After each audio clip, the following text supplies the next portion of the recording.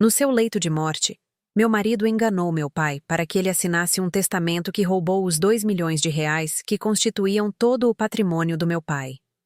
Mal meu pai deu seu último suspiro, meu marido se virou e me expulsou de casa, me obrigando a sair com uma mão na frente e outra atrás.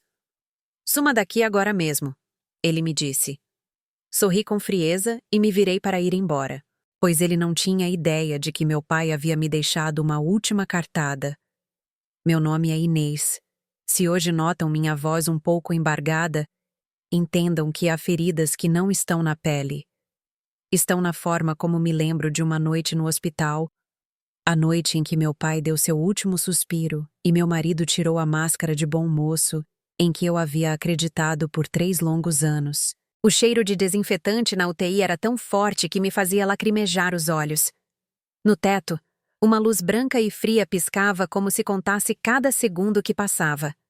Meu pai Arthur jazia ali tão magro que sua mão parecia apenas um conjunto de ossos cobertos de pele. Sentei-me à beira da cama, segurando sua mão com força, temendo que se a soltasse por um instante, ele partiria para sempre. "Pai, estou aqui!"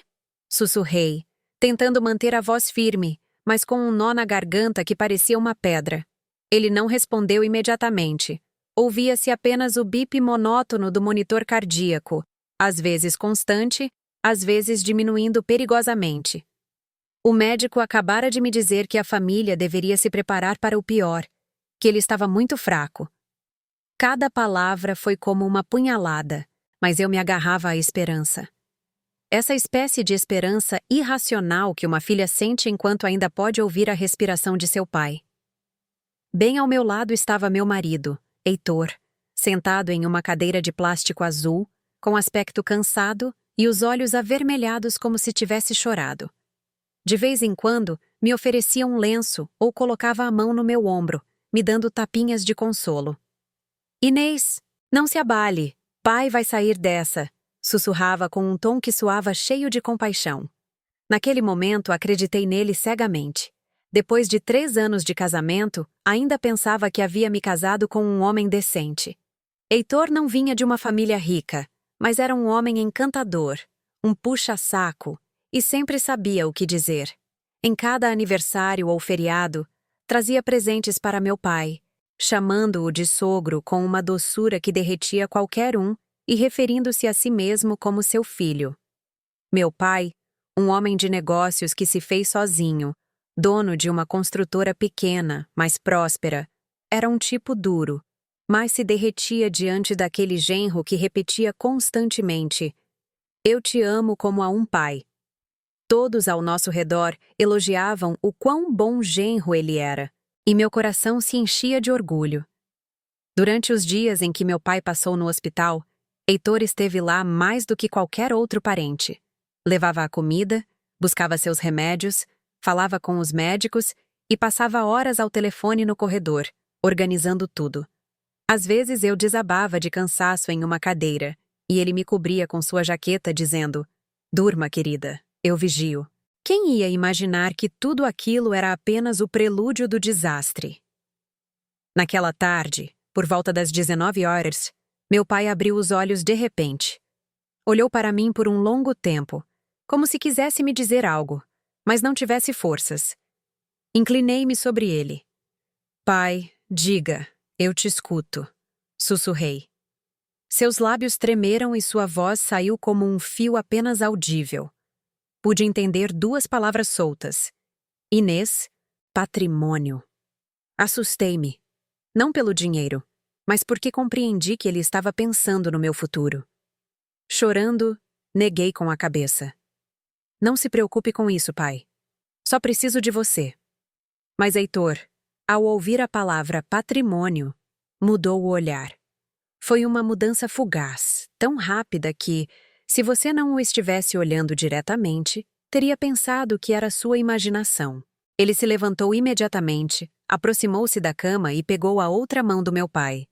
Sua voz era suave como mel. "Sogro, não se preocupe. Inês me tem. Cuidarei dela por toda a vida. O que é seu será dela. Eu apenas o administrarei. Deixe tudo comigo." Meu pai olhou para Heitor, suas pálpebras pesadas. Queria falar, mas sua respiração estava entrecortada. Heitor não esperou. Virou-se para mim, fingindo uma urgência nascida da preocupação. Inês, temos que deixar os papéis em ordem agora. Seu pai está muito fraco.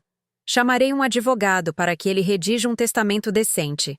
Assim, evitaremos problemas no futuro. Naquele momento, eu era uma pessoa sem energia, com a mente nublada e o coração batendo no ritmo da frágil respiração de meu pai. Pensei ingenuamente que ter os papéis em ordem era o correto para evitar complicações. E confiei ainda mais em Heitor porque ele me disse: "Tudo isso é para te proteger, meu amor." Ele fez uma ligação, e menos de meia hora depois, um homem de terno impecável e com uma maleta entrou no quarto. Heitor o apresentou como Dr. Costa. Assenti com a cabeça, sem soltar a mão de meu pai. O doutor Costa fez um par de perguntas rápidas, abriu sua maleta e colocou alguns documentos em uma mesinha ao lado da cama. Heitor inclinou-se sobre meu pai, sussurrando em seu ouvido: "Pai, você só precisa colocar sua digital. Já pedi ao Dr. Costa para preparar tudo. Assine e descanse tranquilo." Senti um arrepio. Preparar tudo. O que aquilo significava? Mas não tive tempo de perguntar. Nesse instante, meu pai sofreu um ataque de tosse violento. Seu rosto ficou pálido, seus lábios roxos. Gritei, chamando os médicos, enquanto Heitor, com uma rapidez espantosa, pegou a mão do meu pai e a guiou até o papel. Meu pai não tinha forças para ler, e eu não tinha a lucidez para fazê-lo. Em questão de segundos, a digital do seu polegar, manchada de tinta vermelha, ficou estampada na folha branca.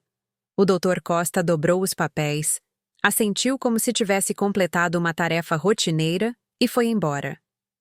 Heitor soltou um suspiro de alívio e me levou ao corredor para que pai descansasse. Apoiada na parede, com o coração disparado, senti um frio percorrer minhas costas. Continuei repetindo a mim mesma que Heitor havia feito o correto, que era um bom homem, que me amava. Repetia isso como um mantra, como alguém que se agarra a um salva-vidas para não afundar. Mas apenas 10 minutos depois, os médicos entraram correndo no quarto gritando ordens. Corri atrás deles. Vi meu pai dar uma última e profunda golfada de ar, e em seguida, o silêncio. Por um momento, acreditei que havia ficado surda, que estava cega. Esperei que abrisse os olhos, que me repreendesse por chorar. Mas não. A linha no monitor se tornou uma reta plana e desalmada. "Sinto muito", disse o médico. Desabei sobre seu corpo, chorando como se tivessem arrancado meu coração. A mão do meu pai esfriava pouco a pouco na minha. "Pai!" Gritei uma e outra vez, mas apenas as 4 paredes me responderam. E foi nesse preciso instante que Heitor se ergueu. Não me abraçou, não me consolou. Tirou a pasta com os documentos de antes, aproximou-se e a jogou aos meus pés como se fosse lixo. "Assine aqui, Inês, e escute bem. Todo o patrimônio do seu pai, o dinheiro, a empresa, as propriedades, uns 2 milhões de reais, ele deixou para mim." Gelei. As lágrimas congelaram em minhas bochechas. "O que você está dizendo?" Olhei para Heitor, incapaz de acreditar que o homem à minha frente era meu marido. Ele sorriu com desdém. Um sorriso desprovido de toda ternura. Era cru, frio e cheio de desprezo. "Seu pai confiava em mim. Você não se liga em nada. E agora eu vou te dizer sem rodeios. Pegue suas coisas e suma de casa. Com a roupa do corpo." Levantei a vista e o olhei diretamente nos olhos. Cada palavra era como um tapa. "Você está me expulsando?" Perguntei com a voz embargada. Heitor deu de ombros. "Claro. Ou prefere ficar de parasita? Anda, suma de uma vez. Dizem que quando a dor é grande demais você chora." Mas estranhamente parei de chorar. Tremia, mas não de medo.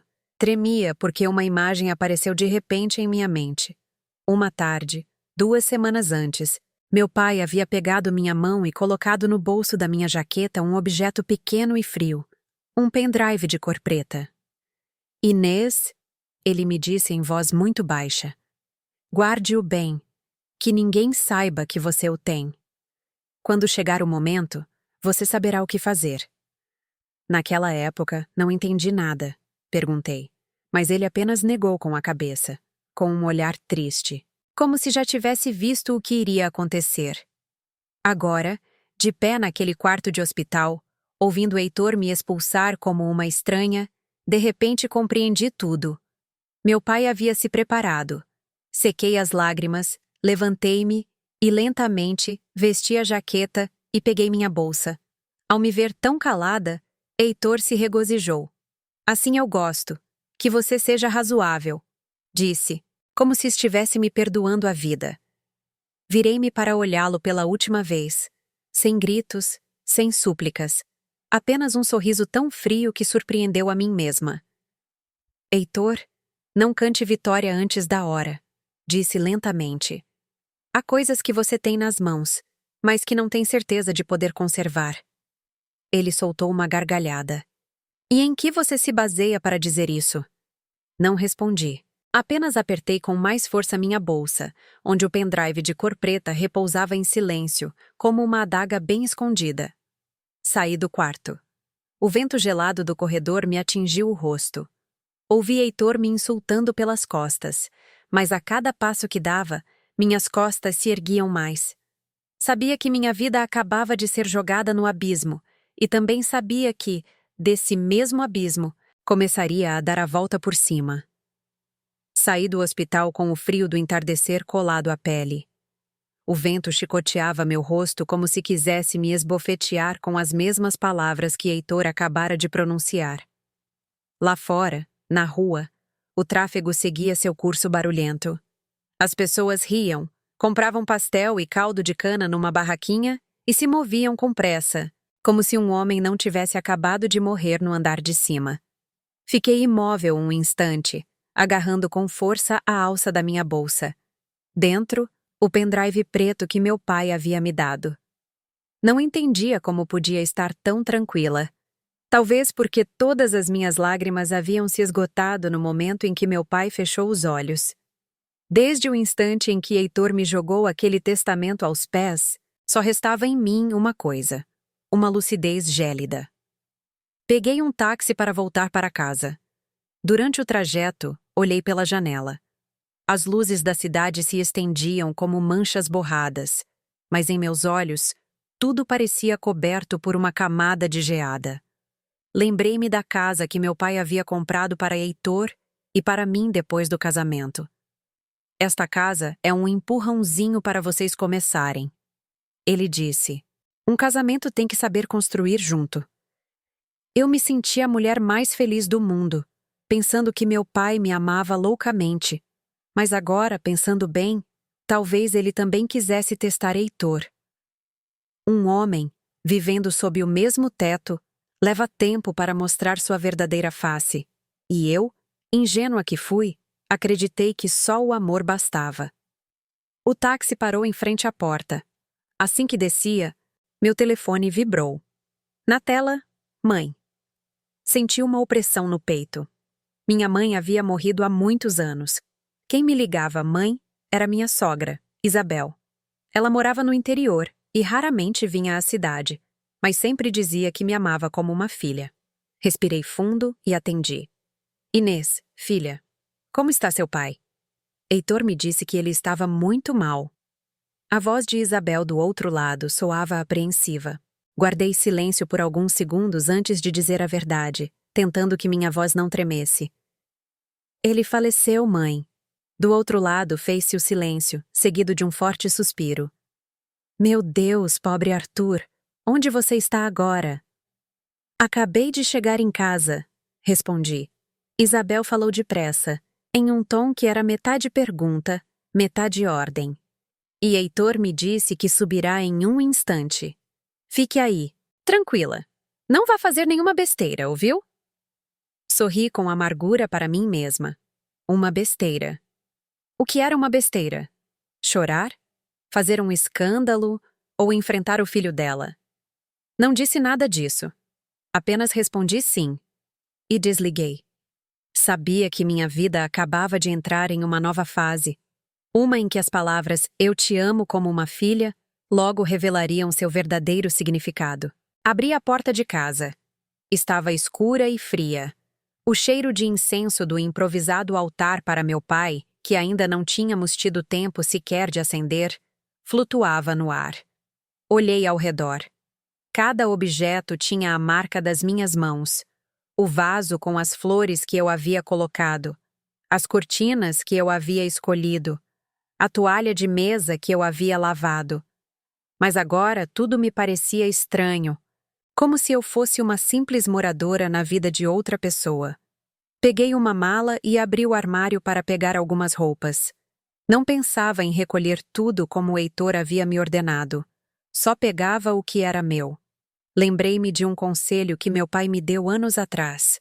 Filha, uma mulher deve cuidar de sua honra e de seu coração, mas também deve ter sempre uma saída. Naquele momento, ri e lhe disse que ele se preocupava demais. Agora, entendia que ele não se preocupava demais. Simplesmente via as coisas muito antes de mim. Eu estava dobrando uma camisa quando a porta se abriu de golpe. Heitor entrou seguido de Isabel. Ela levava um casaco grosso e tinha a cara tensa como a corda de um violino. Heitor me olhou com ar de suficiência, como se fosse o dono do mundo. "Você está mesmo fazendo as malas?" perguntou com um tom displicente. Não o olhei. Continuei dobrando minha roupa. "É o que você queria, não é?" Isabel se aproximou, olhou a mala e alçou a voz. "Inês, o que você está fazendo com seu pai de corpo presente? Vai sair de casa? O que as pessoas vão dizer?" Levantei a vista. Por um momento, quis perguntar se ela sabia que o filho acabara de me expulsar, mas não o fiz. Olhei-a diretamente e disse em voz baixa, mas clara: "Mãe, não quero fazer um escândalo. Heitor já me deixou tudo muito claro." Isabel se virou para o filho. "O que você deixou claro para ela? Conte-me."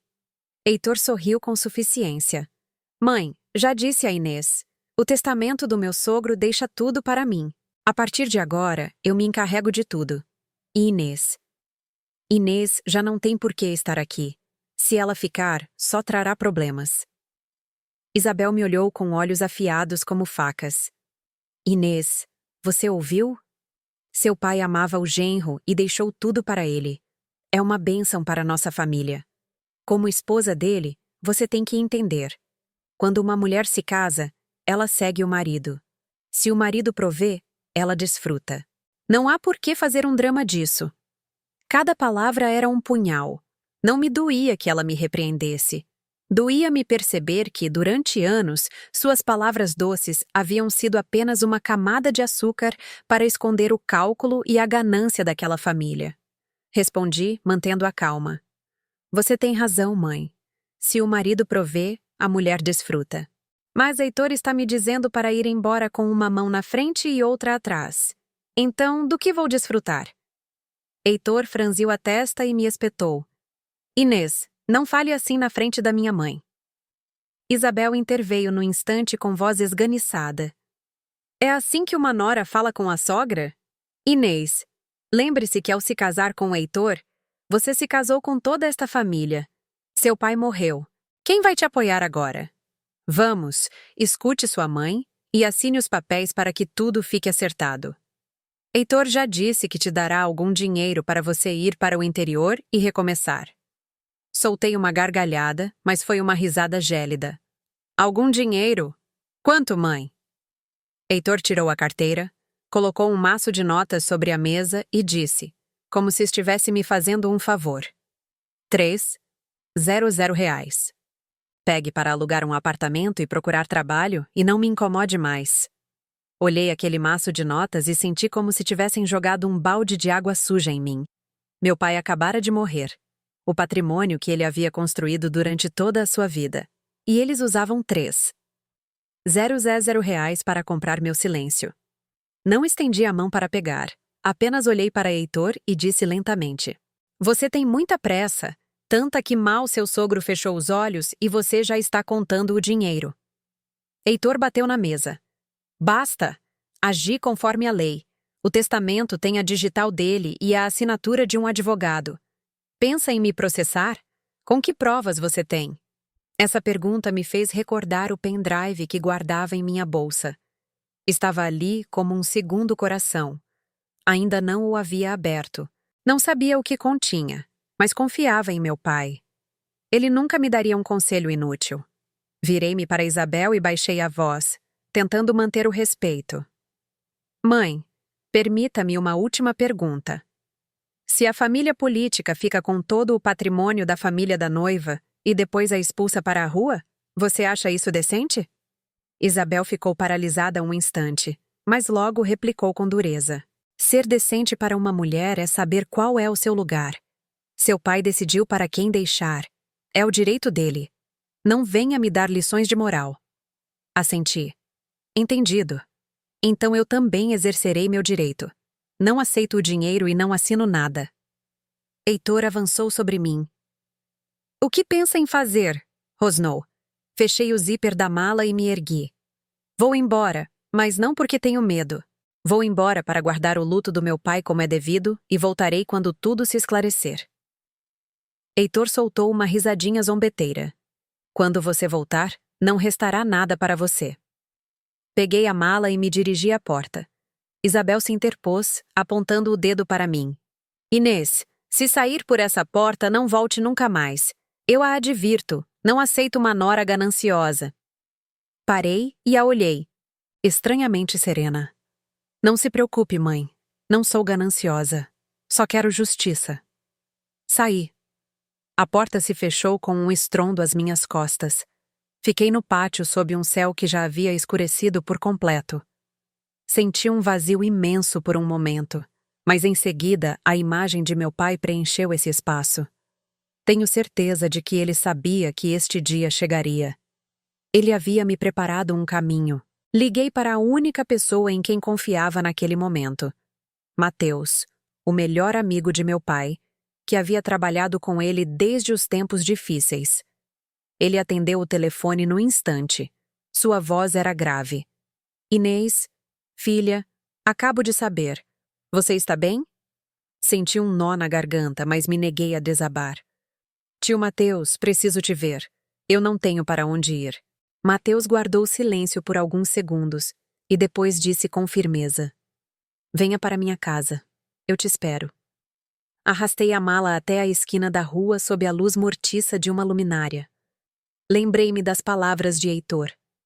Sem mim você não sobreviverá. Apertei minha bolsa. Dentro, o pendrive preto era como um lembrete de meu pai. Sobreviverá. E não só isso, viverá como merece. Naquela noite, no carro a caminho da casa de Mateus, abri a bolsa e tirei o pendrive. Segurei-o na mão sem conectá-lo a nada, mas meu coração batia com força. Sabia que o que continha era uma porta que ou me salvaria ou me empurraria para uma guerra sem quartel. Olhei pela janela. A cidade se afastava. Suas luzes pareciam pequenas brasas ao longe. Disse a mim mesma uma frase. Não para assustar ninguém, mas para me manter de pé.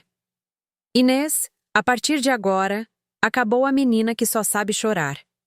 O carro de Mateus parou em frente a uma modesta casa de um andar, escondida em um beco tranquilo. A luz do interior já estava acesa, como se tivesse me esperando. Assim que desci do carro, Mateus abriu a porta.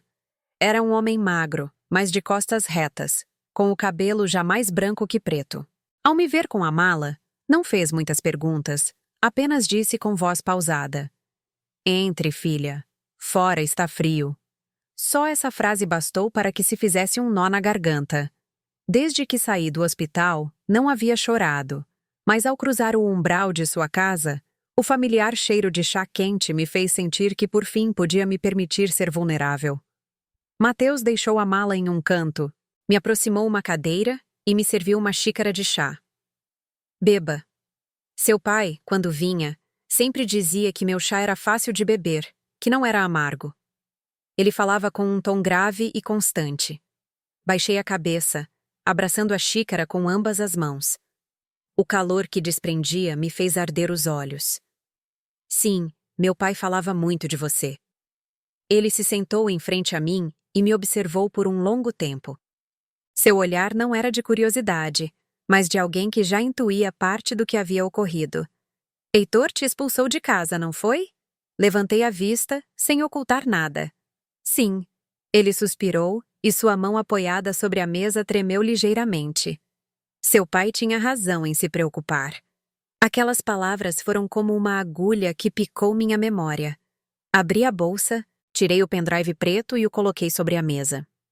Tio Mateus, meu pai me deixou isso 2 semanas antes de morrer.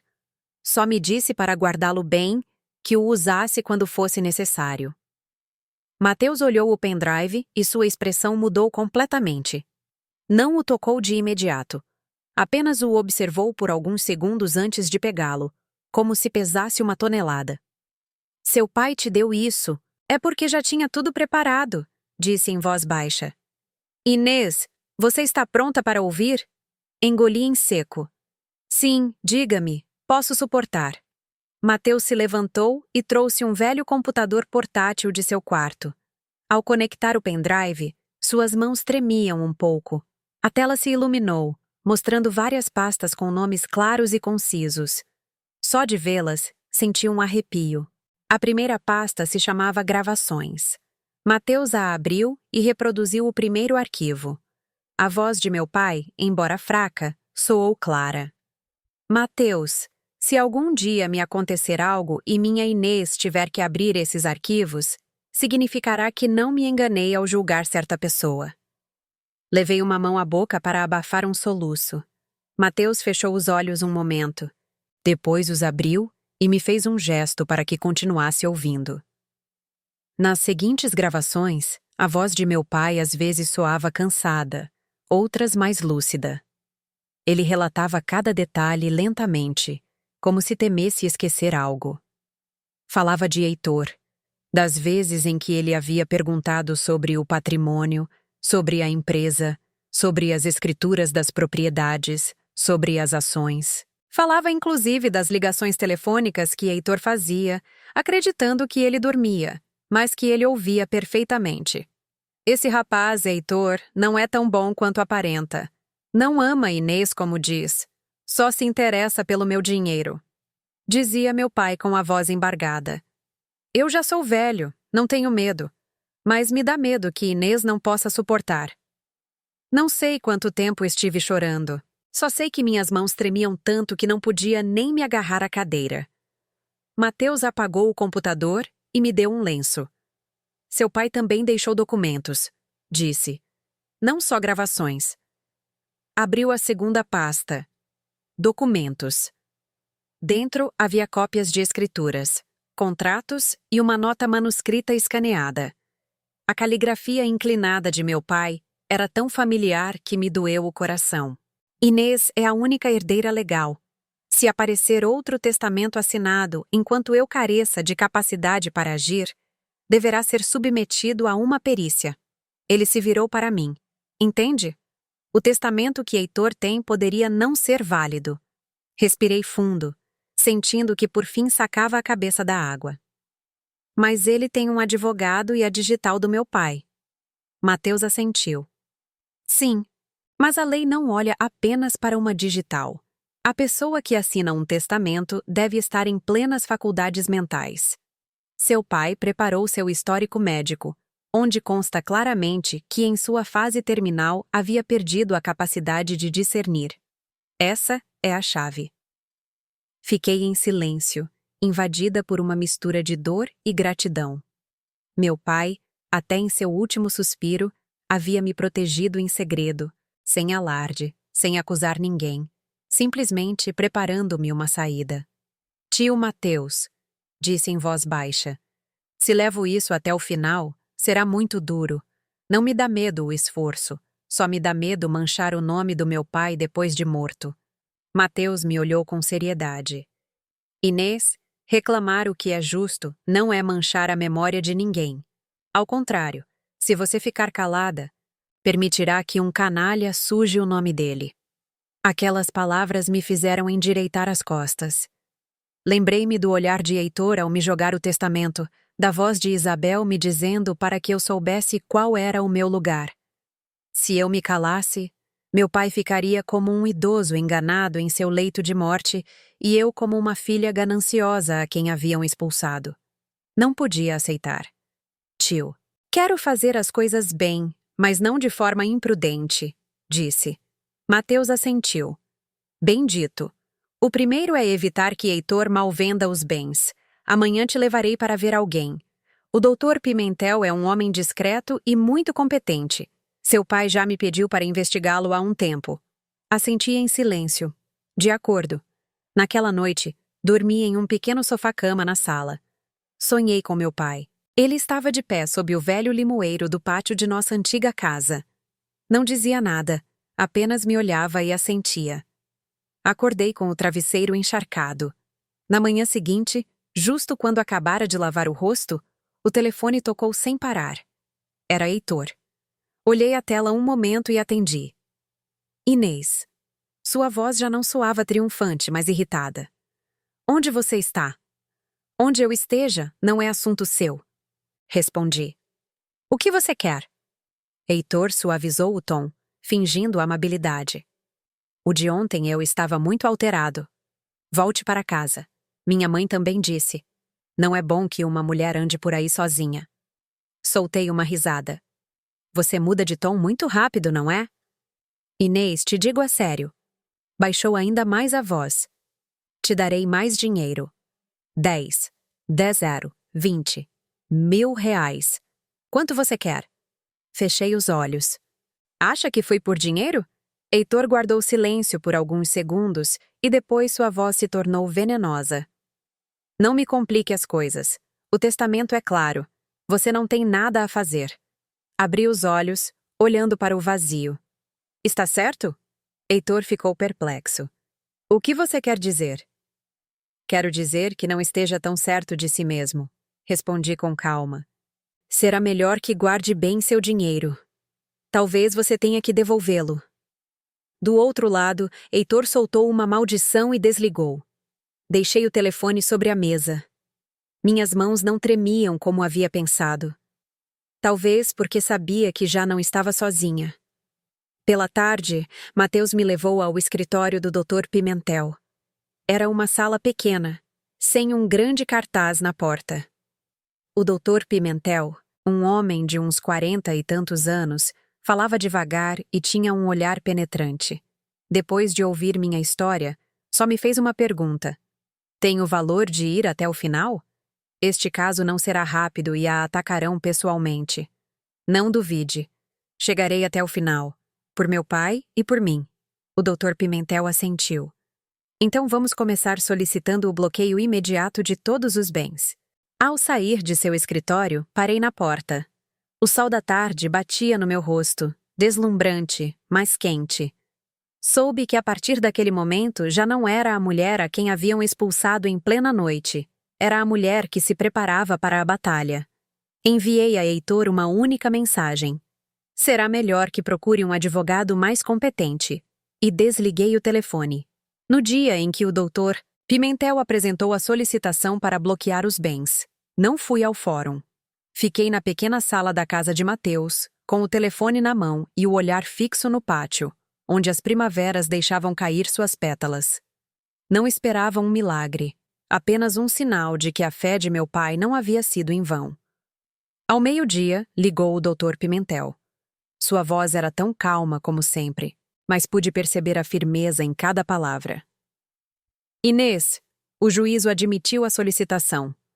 Por enquanto, aprovaram o bloqueio cautelar de uma parte das contas em nome de Heitor, à espera de verificar a legalidade do testamento.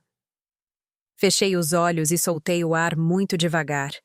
Não senti alegria, mas o alívio de pisar em terra firme depois de dias flutuando à deriva. Obrigada, Dr. Pimentel, disse em voz baixa. Mateus, que estava ao meu lado, ouviu tudo. Assentiu com a voz grave. Isso significa que ele já não pode fazer e desfazer à vontade. Soube que tinha razão, mas também soube que isso era apenas o princípio. Heitor não era dos que se rendem facilmente. Reagiria e o faria com força. E assim foi. Naquela mesma tarde, enquanto voltava do escritório do advogado, o telefone tocou sem parar. Desta vez não era Heitor, mas minha sogra Isabel. Olhei a tela, hesitei alguns segundos, mas atendi. Havia palavras que precisavam ser ditas. Inês. A voz de Isabel era puro veneno, sem rastro da falsa doçura de antes. Mas o que você fez? Por que bloquearam as contas de Heitor? Apoiei-me no encosto da cadeira com a voz tranquila. Mãe, só segui o conselho do meu advogado. Advogado? Que advogado? Gritou. Quer destruir esta família? Seu pai morreu e agora você quer arrastar a família do seu marido pelo lamaçal? Ao ouvir isso, senti uma pontada, mas não deixei que as emoções me arrastassem. Mãe, precisamente porque meu pai morreu, não posso ficar calada. E se você se calasse, o quê? Alçou a voz. Se você se calasse, pelo menos teria uma porta aberta. Mas agora que você fez esse escândalo, acha que vai ganhar sozinha? Uma mulher, contra toda a nossa família? Sorri levemente. Mãe, não estou lutando contra ninguém. Só reclamo o que pertencia ao meu pai. Isabel guardou silêncio alguns segundos. Quando voltou a falar, seu tom havia mudado. Era mais lento, mais pesado. Inês, eu te digo a sério. Retire a denúncia. Direi a Heitor para te dar uma parte. Uma mulher com algum dinheiro no bolso já tem suficiente. Para que você quer mais? Fechei os olhos. Em minha mente, apareceu a imagem de meu pai na cama do hospital. Sua mão trêmula, sem forças nem para apertar a minha. Abri os olhos e pronunciei cada palavra com clareza. Mãe, meu pai não me criou para que eu vivesse de esmolas de ninguém. Se de verdade me tem algum apreço, não volte a me pedir algo assim. Isabel resmungou. Você é uma ingrata. Pode ser, respondi. Mas sei o que estou fazendo. Desliguei. Minhas mãos não tremiam. Que estranho. Talvez porque em meu coração a linha divisória já estava clara. Desde esse momento, para eles, eu já não era sua nora, era o inimigo. Naquela noite, Mateus me trouxe um maço de papéis. Inês, acabo de passar pela empresa do seu pai. Falei com alguns dos antigos funcionários. Estão muito preocupados. Dizem que Heitor há dias tem entrado, gritando e demitindo gente sem motivo. Senti que o coração se encolhia. Essa empresa era a vida inteira de meu pai. Lembrei-me das tardes em que, ao sair do colégio, ele me levava com ele ao escritório. Me comprava um batido e me dizia: espera aqui um pouquinho, querida. O cheiro de papel, de café, o som dos teclados, tudo isso era minha infância. Tio Mateus? Perguntei. Meu pai deixou algo relacionado com a empresa? Mateus assentiu. Sim, no pendrive há uma nota à parte. Seu pai me pediu para guardá-la, mas que se as coisas ficassem feias, eu a desse a você. Tirou um envelope velho do bolso de sua jaqueta. O papel estava amarelado. Abriu. Dentro havia a cópia autenticada de uma transferência de ações datada de mais de 1 ano. A pessoa que recebia as ações era Inês. Gelei. Como? Como é possível? Mateus me olhou com emoção. Seu pai te transferiu em segredo uma parte das ações há muito tempo. Disse que era para que você tivesse algo com o que se defender, mas me pediu que só te entregasse se vissem você acuada. Segurava o papel com mãos trêmulas. Resulta que meu pai já havia visto o caminho que eu percorreria hoje. Não disse nada, não se queixou, só preparou tudo em silêncio. Senti uma mistura de gratidão e dor. Quem dera eu tivesse sido mais esperta. Quem dera eu não tivesse confiado tão cegamente. Inês, disse Mateus pausadamente. Agora você não é só uma herdeira que reclama seu patrimônio. Você é uma acionista legal. Tem direito a falar. Assenti. Tio, ajude-me a falar com as pessoas da empresa. Ele pôs uma mão no meu ombro. Eu irei com você. 2 dias depois, entrei na empresa de meu pai pela primeira vez desde sua morte. Já não era a filha do chefe, protegida e mimada. Tampouco era ainda a vencedora. Entrava como uma herdeira cuja legitimidade estava em dúvida. Os funcionários me olhavam com uma mistura de receio e compaixão. Heitor não estava. Me disseram que andava como louco tentando desbloquear as contas. Seguramente não esperava que tudo se movesse tão rápido. Parei em frente à pequena sala de reuniões onde meu pai costumava se sentar. Respirei fundo. Em minha cabeça, ressoava sua voz. Não tenha medo. Quando você tem razão, não precisa gritar. A reunião não foi longa. Não falei muito. Simplesmente expus meus direitos, apresentei os documentos e disse uma única frase do fundo do meu coração. Não vim para brigar. Só quero que esta empresa não se converta em algo que meu pai não gostaria de ver. Alguns baixaram a cabeça. Outros tinham os olhos avermelhados. Sabia que nem todos estavam do meu lado, mas ao menos já me olhavam de outra maneira. Naquela mesma tarde, ao voltar para a casa de Mateus, o telefone voltou a tocar. Desta vez, sim, era Heitor. Olhei o número, hesitei e atendi. Inês. Sua voz soava rouca. Você é muito esperta. Não respondi. Acha que com isso vai me assustar? Soltou uma risada amarga. Eu a advirto. Não penso em me render. Se tentar me afundar, eu a arrastarei comigo. Disse com calma. Tente. Do outro lado, Heitor guardou um longo silêncio. Depois, disse lentamente, arrastando cada palavra. Você está se convertendo na inimiga de toda a minha família. Sorri para mim mesma. Heitor, desde o momento em que você me jogou esse testamento na cara, você e eu já não éramos família. Desliguei. Lá fora, o céu escurecia. Fiquei junto à janela, vendo como as luzes se acendiam nas casas vizinhas. Sabia que esta guerra seria longa, mas também sabia que havia dado os primeiros passos sem cair. Sussurrei como se falasse com meu pai. Não vou me render, pai. Os dias seguintes transcorreram a um ritmo completamente novo. Já não era a nora silenciosa que caminhava à sombra do marido, nem a filha que dependia do pai. Levantava-me cedo, tomava um chá com Mateus, repassava cada um dos documentos que o Dr. Pimentel me enviava e depois saía de casa. Cada passo tinha um propósito. Cada decisão requeria uma cuidadosa reflexão. Sabia que Heitor aproveitaria o menor erro. Uma manhã, recebi uma ligação de um número desconhecido. A voz de um homem do outro lado soava cautelosa, mas respeitosa. Falo com a senhora Inês? Sou Daniel, o chefe de contabilidade da empresa do Sr. Arthur. Parei um momento. Sim, sou eu. Diga-me, senhora.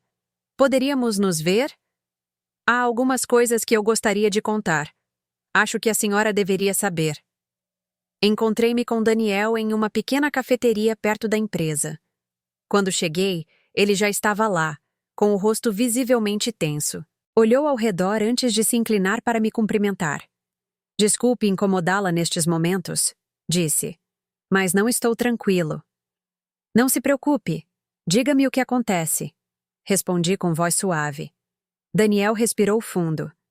Desde que faleceu o Sr. Arthur, o Sr. Heitor tem ordenado ao Departamento de Contabilidade que libere vários pagamentos muito estranhos. Alguns não seguem o procedimento. Outros são urgentes e não têm documentação que os respalde. Quando eu perguntei, ele ficou muito zangado. Apertei as mãos debaixo da mesa. Você guardou cópias das faturas? Daniel assentiu. Sim, não me atrevi a fazê-lo às cegas. Sei que esta empresa é o trabalho de toda a vida do Sr. Arthur, e não quero que me acusem de nada no futuro. Olhei-o por um longo tempo e assenti. Você fez o correto, agradeço. Quando Daniel me entregou as cópias dos documentos, meu coração acelerou. As cifras, as datas, tudo apontava para uma só coisa. Heitor estava tentando esvaziar a empresa às pressas antes que o impedissem. Não só era ganancioso, também estava assustado. Naquela mesma tarde, levei toda a documentação ao escritório do Dr. Pimentel. Ele a revisou com sumo cuidado, franzindo a testa de vez em quando. Depois levantou a vista. Inês, estes documentos são cruciais, disse. Demonstram que Heitor tem intenção de ocultar bens e que está descumprindo seus deveres como administrador. Se for necessário, podemos solicitar ao juízo que amplie o bloqueio de bens. Assenti. Faça o que a lei ditar. Não preciso ir rápido, só com segurança. Ao sair do escritório, parei no umbral, olhando o céu cinzento do entardecer. De repente, percebi que já não sentia o pânico de antes. Estava preocupada, cansada, mas já não tinha medo. Talvez porque havia aceitado a verdade. A pessoa em quem uma vez confiei me havia traído e eu já não podia voltar à minha antiga ingenuidade. Naquela noite, Isabel apareceu por surpresa na casa de Mateus. Ouvi o barulho de um carro lá fora. Olhei pela janela e a vi de pé na calçada com aspecto esgotado, mas com o mesmo olhar afiado de sempre. Mateus me olhou e perguntou em voz baixa: "Quer vê-la?" Assenti. "Sim." Isabel entrou e sentou-se sem cerimônia. "Inês, não vim para discutir. Servi-lhe uma xícara de chá e a coloquei à sua frente. Beba um pouco, mãe." Ela olhou a xícara e depois para mim. "Você mudou muito." "As circunstâncias me obrigaram", respondi. Ela suspirou, baixando a voz. "Inês, quero que seja sincera. Até onde pensa em ir?" Guardei silêncio alguns segundos. "Até que se saiba a verdade." "Já pensou em Heitor? Afinal, ele continua sendo seu marido." Olhei-a diretamente.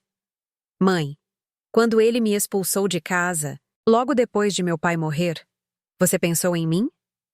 Isabel apertou os lábios.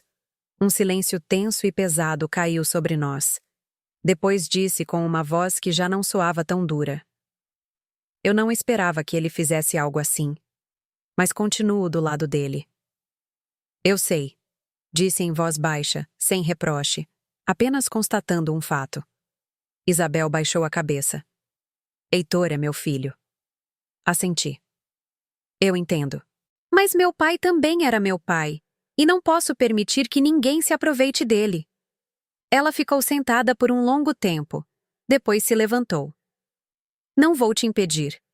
Dito isso, virou-se e saiu pela porta com passo lento. Ao vê-la partir, não senti satisfação, apenas uma profunda tristeza. Há relações que, uma vez rompidas, não têm conserto. Depois desse dia, Heitor começou seu contra-ataque. À sua maneira, começaram a circular rumores sobre mim. Diziam que eu era uma mulher ambiciosa, que estava me aproveitando da morte de meu pai para ficar com o dinheiro dele, que estava sendo manipulada por gente de fora. Alguns me ligavam diretamente para perguntar, outros cochichavam às minhas costas. Eu estava exausta, mas não me defendi. O Dr. Pimentel me havia advertido: "Não entre em discussões. Deixe que os documentos falem por você." Uma tarde, enquanto eu estava na empresa, Heitor apareceu. Entrou na sala de reuniões sem avisar. Os funcionários se entreolharam. Ninguém se atreveu a dizer nada. "Inês", disse com voz baixa, mas cortante, "temos que falar a sós." Olhei-o com calma. "Podemos falar aqui?" Heitor sorriu com desdém. "Quer me ridicularizar na frente dos funcionários?" "Seus atos são sua responsabilidade", respondi. Ele se aproximou e baixou a voz. "Deixe isso para lá. Assinarei um acordo. Te darei uma fatia da empresa." Observei-o por um longo tempo. Esse rosto que uma vez amei e em que confiei agora me parecia completamente estranho. "Acha que faço tudo isso por um pedaço do bolo?" "E por que não?" Rosnou. Neguei com a cabeça. "Não o faço porque você desrespeitou meu pai e me desrespeitou." Heitor soltou uma gargalhada azeda. "Inês, e se você ganhar, o que será feliz?" Essa pergunta me deixou sem ar por um segundo. Depois respondi lentamente: "Não sei o que o futuro me reserva, mas ao menos não abaixarei a cabeça diante de uma injustiça." Heitor me olhou com um brilho de raiva nos olhos. "Você se arrependerá?" "Pode ser", disse. "Mas não pelo que estou fazendo hoje." Ele se virou e foi embora. A sala de reuniões ficou em um silêncio sepulcral. Deixei-me cair em uma cadeira, sentindo-me completamente exausta. Mas no fundo desse cansaço havia nascido uma nova firmeza. Já não evitava a confrontação. havia encontrado meu lugar. Naquela mesma noite, recebi uma mensagem do Dr. Pimentel. Inês, o juízo aceitou ampliar o bloqueio. Heitor está cada vez mais acuado. Li a mensagem uma e outra vez. Depois levantei a vista para o céu noturno. Sussurrei como se falasse com meu pai. Estou fazendo o correto, não estou, pai? Uma suave brisa entrou pela janela. Sabia que esta guerra ainda não havia terminado, mas também sabia que a Heitor já não lhe restavam muitas saídas. Cada passo que ele recuava era um passo que a verdade avançava. Os dias seguintes transcorreram em um estado que nem eu mesma sabia como definir. Já não era pânico, mas tampouco era paz. Era como estar no meio de uma correnteza. Se você se soltasse, ela a arrastava. Se você se agarrava, doía até o último músculo. Entendi que estava na parte mais difícil porque Heitor havia sido acuado. E as pessoas, quando se veem sem saída, costumam perder todos os limites. Uma manhã, eu estava na sala de Mateus, revisando minha agenda, quando ele deixou uma xícara de chá à minha frente com voz lenta, mas grave. Inês, esta manhã vi uns velhos conhecidos. Dizem que Heitor está buscando dinheiro rápido com agiotas. Levantei a vista. Agiotas? Mateus assentiu. Sim, ao que parece, ele precisa de vários milhares de reais de uma vez, com juros altíssimos. Precisa de dinheiro urgente. Guardei silêncio. Não me surpreendeu. Com as contas bloqueadas e a empresa intervencionada, as amizades que se haviam apegado ao dinheiro de Heitor se esfumariam rapidamente. Os agiotas eram o último recurso de um homem desesperado. Acha que ele fará alguma loucura? Perguntei. Mateus me olhou com seriedade. O que mais me preocupa é que ele tente pressionar você. Justo quando terminou a frase, meu telefone vibrou como se tivesse um pressentimento. Vi o nome de Heitor na tela. Não atendi de imediato. Respirei fundo e depois aceitei a ligação. Inês. A voz de Heitor era rouca, sem rastro de arrogância. Saia para me ver um momento. Estou ocupada. Respondi secamente. Eu te imploro, suplicou com um tom tão baixo que quase não o reconheci. Não posso falar disso por telefone. Olhei para Mateus. Ele negou com a cabeça muito levemente, advertindo-me que tivesse cuidado. Refleti alguns segundos e disse: se nos vermos, que seja na cafeteria em frente ao fórum, em plena luz do dia. Heitor guardou silêncio e depois aceitou a contragosto. De acordo. Desliguei. Não sentia medo, mas sim cautela. Sabia que este encontro não era para reconciliar-se, mas uma nova jogada em sua partida. A cafeteria estava em uma rua movimentada. Cheguei primeiro e escolhi uma mesa perto da janela. Quando Heitor entrou, mal o reconheci.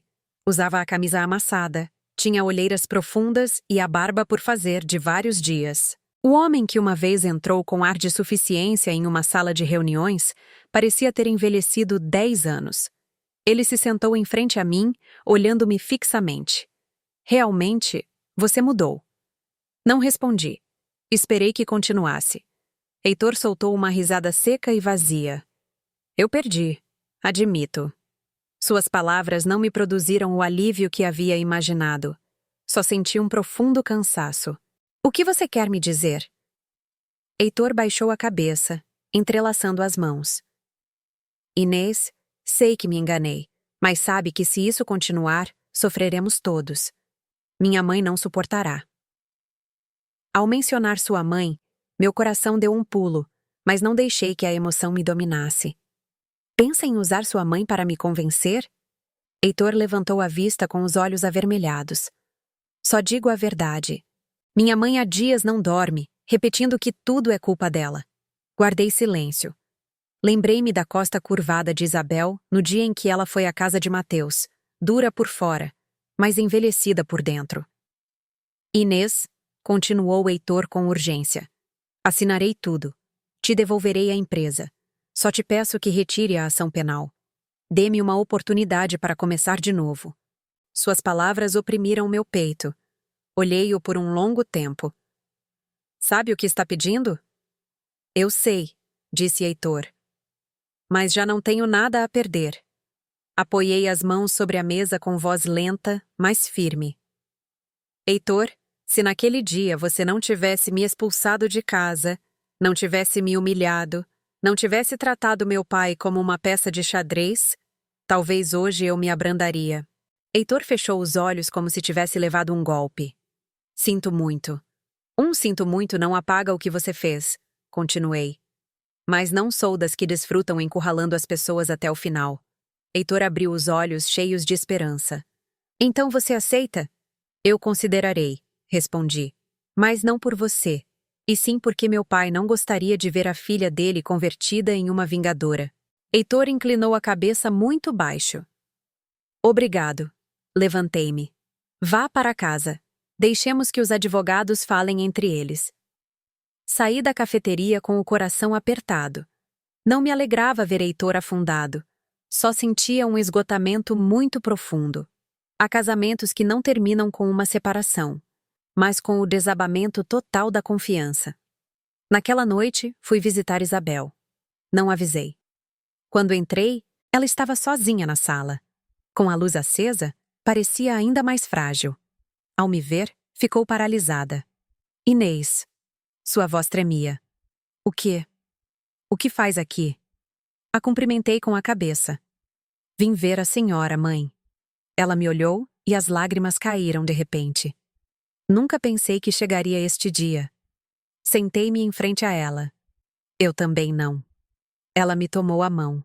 Estava fria e magra. Inês, perdoe-me. Não te defendi. Era a primeira vez que a ouvia dizer isso. Não retirei minha mão. Mãe, o que passou, passou. E Heitor? Sua voz se quebrou.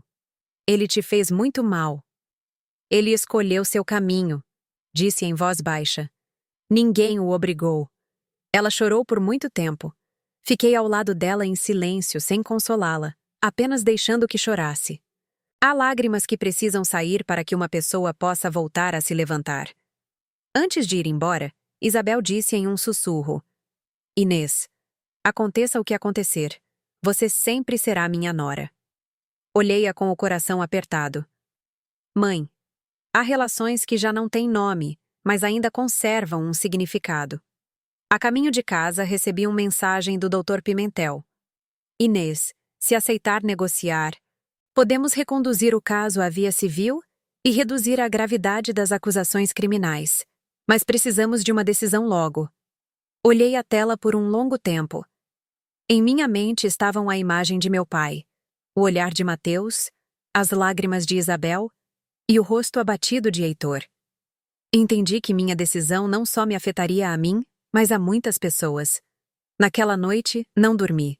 Sentei junto à janela, olhando as luzes distantes, perguntando-me que tipo de pessoa queria ser depois de tudo isso. Não uma vencedora, mas alguém que não se envergonhasse ao olhar para trás.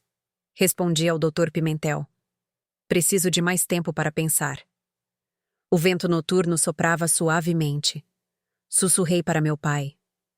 Pai, não sou fraca, mas tampouco quero me tornar uma pessoa cruel. A batalha chegava ao fim, e sabia que a escolha que estava a ponto de tomar definiria o resto da minha vida. Naquela noite, transcorreu muito devagar. Não dormi, tampouco chorei. Fiquei sentada junto à janela, observando como a luz das luminárias desenhava sombras na parede da frente que se acendiam e apagavam com cada carro que passava. Em minha cabeça já não ressoavam perguntas sobre ganhos ou perdas, mas uma muito mais difícil. Se amanhã eu escolher perdoar, estarei traindo meu pai? E se eu escolher ir até o final, não estarei me convertendo em alguém que eu mesma desprezaria? Na manhã seguinte, quando mal havia conseguido fechar os olhos, ouvi Mateus chamar suavemente à porta. Ele me trouxe uma tigela de caldo quente. Coma um pouco, filha. Você emagreceu muito nestes dias. Aceitei a tigela sorrindo. Estou bem, tio. Ele se sentou em frente a mim, pensativo, e depois de um tempo disse: Inês, não vou te dizer o que você deve decidir, Mas quero que se lembre de uma coisa. Seu pai viveu toda a sua vida sendo um homem íntegro. Ele odiava quem usava os sentimentos como desculpa para justificar seus erros. Suas palavras fizeram com que eu largasse a colher. Olhei-o. O que você acha que ele gostaria que eu fizesse? Mateus negou com a cabeça. Ninguém pode saber com certeza. Mas tenho certeza de que ele gostaria que você vivesse com dignidade, sem rancor, mas sem engolir humilhações. Depois que ele se foi, voltei a conectar o pendrive. Já não procurei documentos legais. Abri a última pasta, a que se chamava Para Inês. Dentro, só havia um breve arquivo de áudio. A voz de meu pai soou lenta e cansada, mas muito clara. Inês, filha, se você está ouvindo isso, é porque eu já não estou. Não espero que se vingue de ninguém, mas sim, espero que não ignore uma injustiça só por compadecer-se de outros. Perdoar é coisa do coração, mas distinguir o certo do errado é coisa de princípios. Escolha você mesma sempre, e quando, ao final do dia, não tiver que abaixar a cabeça diante do seu próprio reflexo. Escutei a gravação e fiquei imóvel por um longo tempo. Meu pai não me havia dado uma resposta. Havia me entregue a liberdade de escolher e a responsabilidade que isso comportava. Ao meio-dia, o Dr. Pimentel veio me ver, pôs um dossiê sobre a mesa e com voz séria disse: Inês, a equipe de Heitor enviou uma proposta formal de acordo. Ele aceita devolver a totalidade das ações e o controle da empresa, assim como restituir o dinheiro que retirou fraudulentamente. Em troca, pede que você retire a solicitação de ação penal. Olhei o dossiê sem abri-lo. E se eu não aceitar? O Dr. Pimentel foi direto. O caso seguirá adiante. É muito provável que Heitor acabe na prisão. Assenti. Permita-me uma pergunta. Se eu aceitar o acordo, estou fazendo algo ilegal? Não, negou com a cabeça. A lei permite. A única questão é se a senhora aceita. Respirei fundo. Dê-me até esta tarde. O Dr. Pimentel se levantou. Espero sua ligação. Naquela tarde, recebi uma ligação de Daniel, o contador. Senhora Inês, ouvi dizer que o senhor Heitor está negociando. Na empresa, todos estão preocupados, não por ele, mas pelo futuro da companhia. Entendi o que ele queria dizer. Não se preocupe, Daniel. Eu lhe disse suavemente. Não deixarei que esta empresa afunde. Depois de desligar, fui sozinha ao cemitério onde meu pai descansava. O céu estava nublado e soprava um vento frio. Parei em frente ao seu túmulo. Deixei um buquê de margaridas brancas e me sentei ao lado dele por um longo tempo. Pai, sussurrei, estou prestes a decidir. Não sei o que é o correto. Só sei que não quero que te enganem. Mas tampouco quero viver o resto da minha vida com esse rancor. Lembrei-me das tardes em que, enquanto tomava chá, ele costumava dizer que uma pessoa forte não é a que ganha todas as batalhas, mas sim a que sabe quando parar. Na época não dei importância. Agora entendia o quão difícil era aplicar essa lição. Quando voltei para a casa de Mateus, já era quase noite. O telefone tocou. Era Isabel. Hesitei um instante e atendi. Inês. Sua voz soava completamente rouca. Heitor desmaiou na pensão onde está hospedado. Levaram-no para o hospital. Apertei o telefone. O que os médicos dizem? Esgotamento e falta de sono, suspirou.